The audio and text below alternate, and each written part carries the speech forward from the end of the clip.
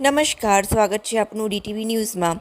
આજે ધોરણ 10નું પરિણામ જાહેર થતાં આરએલ પંડ્યા હાઈસ્કૂલમાં મયંક મીનામાં શાળામાં પ્રથમ ક્રમાંકે આવતા શાળા પરિવારે મોઢું મીઠું કરાવી શુભેચ્છાઓ પાઠવી। આજે ધોરણ 10નું પરિણામ જાહેર થયું છે। જાહેર થતાં જ દાહોદ જિલ્લાનું 81.67% પરિણામ આવ્યું છે, જેમાં દાહોદ શહેરની આરએલ એન પંડ્યા હાઈસ્કૂલનું 72.55% ગત વર્ષ કરતાં ઊંચું પરિણામ આવ્યું છે, જેમાં શાળામાં ભણતા મીનામાં મયંકે 95.67% પ્રાપ્ત કરી શાળામાં પ્રથમ ક્રમાંકે આવ્યો હતો। શાળાના આચાર્ય તેમજ શિક્ષકોએ મયંકને મોઢું મીઠું કરાવી શુભેચ્છાઓ પાઠવી હતી। મયંકે શાળાના શિક્ષકોનો આભાર વ્યક્ત કરી આવનારા સમયમાં પણ શ્રેષ્ઠ દેખાવ કરશે તેવો વિશ્વાસ વ્યક્ત કર્યો હતો। મારું નામ છે મીનામાં મયંક અને હું અર્બન સ્કૂલમાંથી મારી 1 થી 8 કરી છે 1 થી 8 કરી છે અને પછી ત્યાર પછી હું આરએલ પંડ્યા સ્કૂલમાં આવ્યો હતો અને મારા હમણાં એસએસસીમાં 95.67% આવ્યા છે અને પછી આ સ્કૂલમાંથી મને ઘણું બધું શીખવા મળ્યું છે અને મારા શિક્ષકનો પણ ઘણો આભાર છે કે મારા આટલા માર્ક આવ્યા છે અને આગળ જઈને મારે ડૉક્ટર બનવાનું છે અને 2 વર્ષ પછી પણ આવું પરિણામ આપીશ। હું Nitiksha Patel, principal RL Pandya high school Dahod.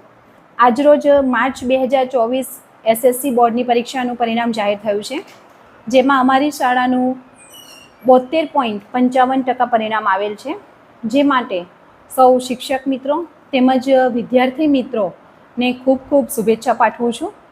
શાળામાં પ્રથમ ક્રમાંકે મીનામાં મયંક આવે છે, જેણે 95.66% ગુણ મેળવ્યા છે। આ ઉપરાંત શાળામાં 2 વિદ્યાર્થીઓ A1 ગ્રેડમાં અને 11 વિદ્યાર્થીઓ A2 ગ્રેડ પ્રાપ્ત કરે છે। ગયા વર્ષની સરખામણીમાં શાળાના પરિણામમાં ખૂબ જ સુધારો થયો છે।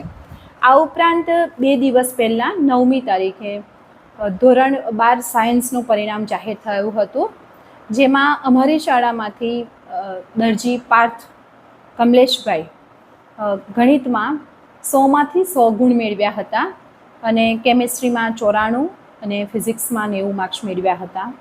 આ ઉપરાંત અન્ય એક વિદ્યાર્થી કુરેશી મોહમ્મદ, જેને ગણિતમાં 98 માર્ક્સ મેળવ્યા હતા અને સોલંકી વિધિએ ગણિતમાં 91 માર્ક્સ મેળવ્યા હતા।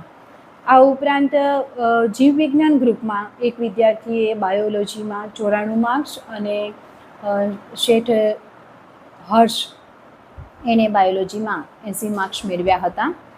આ સૌ વિદ્યાર્થીઓ તેમજ તેમની પાછળ વર્ષ દરમિયાન અથાગ પ્રયત્ન કરનારા શિક્ષક મિત્રોને શાળા વતી, સંસ્થા વતી હું ખૂબ ખૂબ શુભેચ્છાઓ પાઠવું છું અને આવનારા વર્ષમાં આનાથી પણ ઉત્તમ દેખાવ કરીએ તેવી હું આશા રાખું છું।